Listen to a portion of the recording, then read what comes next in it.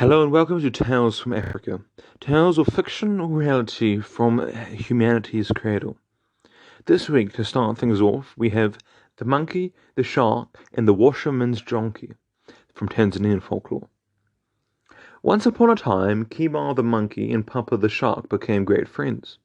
The monkey lived in an immense makoyo tree which grew by the margin of the sea, half of its branches being over the water and half over the land.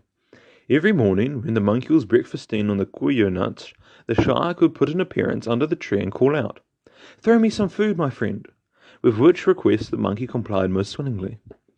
This continued for many months until one day Papa said, "Kima, you have done me many kindnesses. I would like you to go with me to my home that I may repay you."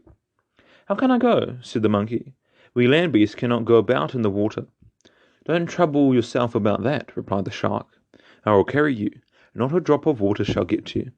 "Oh, all right then," said Mr. Kima. "Let's go." When they had gone about half the way, the shark stopped and said, "You are my friend. I will tell you the truth." "Why, what is there to tell?" asked the monkey with surprise. "Well, you see, the fact is, our sultan is very sick, and we've been told that the only medicine that will do him any good is a monkey's heart." "Well," exclaimed Kima, "you were very foolish not to tell me that before we started." "How so?" asked Papa. But the monkey was busy thinking up some means of saving himself and made no reply. "Well," said the shark anxiously, "why don't you speak?" "Oh, I have nothing to say now. It's too late. But if you had told me this before we started, I might have actually brought my heart with me." "What? Haven't you your heart here?" ejaculated Kima. "Don't you know about us? When we go out, we leave our hearts in the trees and go about only with our bodies. But I see you don't believe me. You think I'm scared. Come on, let's go to your home, where you can kill me and search for my heart in vain." The shark did believe him, though, and exclaimed, "Oh no, let's go back and get your heart." "Indeed no," protested Kima. "Let us go on to your home." But the shark insisted that they should go back, get the heart, and start afresh. At last, with great apparent reluctance, the monkey consented, grumbling sulkily at the unnecessary trouble he was being put through. When they got back to the tree, he climbed up in a great hurry, calling out, "Wait there, Papa, my friend, while I get my heart, and we'll start off properly next time." When he had got well up among the branches, he sat down and kept quiet still. After waiting what he considered a reasonable length of time, the shark called, "Come along, Kima." But Kima kept still and said nothing. In a little while he called again, "Oh, Kima, let's be going." At this, the monkey poked his head out from among the upper branches and asked, in great surprise, "Going? Where?" "To my home, of course." "Are you mad?" queried Kima. "Mad? What do you mean?" cried Papa. "What's the matter with you?" said the monkey. "Do you take me for a washerman's donkey?" "What peculiarity is there about a washerman's donkey?" "It is a creature that has neither heart nor ears." The shark, his curiosity overcoming with haste, thereupon begged to be told the story of the washerman's donkey, which the monkey related as follows. A washerman owned a donkey of which he was very fond. One day, however, it ran away and took up its abode in the forest, where it led a lazy life and consequently grew fat. At length, Sungura the hare, by chance, passed that way and saw Punda the donkey. Now, the hare is the most cunning of all the beasts. If you look at his mouth, you will see that he is always talking to himself about something. So when Sungura saw Punda, he said to himself, "My, this donkey is fat." Then he went and told Simba the lion. As Simba was just recovering from a severe illness, he was still so weak that he could not go hunting. He was consequently pretty hungry. Said Mr. Sungura, "I'll bring enough meat tomorrow for both of us to have a great feast, but you'll have to do the killing."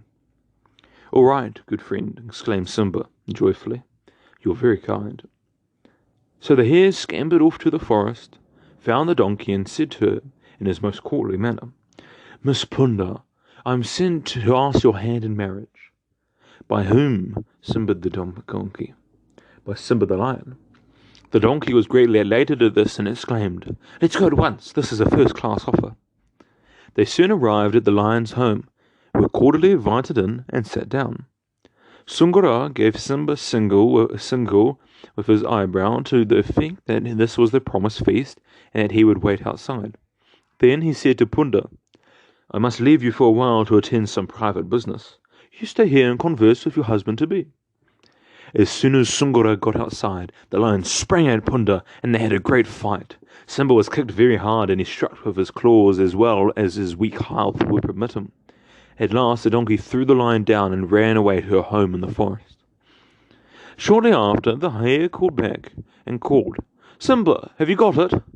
"I have not got it," growled the lion. "She kicked me and ran away, but I warrant you I made her feel pretty sore, though I'm not strong." "Oh, well," remarked Sungura, "don't put yourself out of the way about it." Then Sungura waited many days until the lion and the donkey were both well and strong, when he said, "What do you think now, Simba? Shall I bring you your meat?" "Aye," growled the lion, fiercely. "Bring it to me. I'll tear it in 2 pieces." So the hare went off to the forest, where the donkey welcomed him and asked the news. "You are invited to call again and see your lover," said Sungura. "Oh dear," said Punda. "The day you took me to meet him, he scratched me awfully. I'm afraid to go near him now."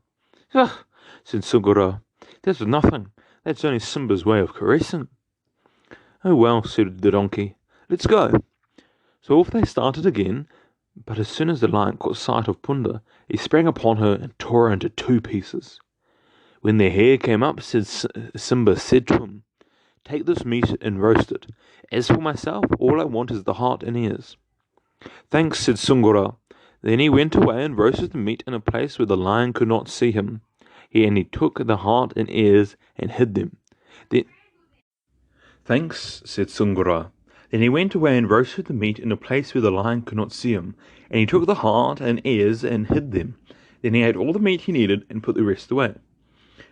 Presently the lion came to him and said, "Bring me the heart and ears."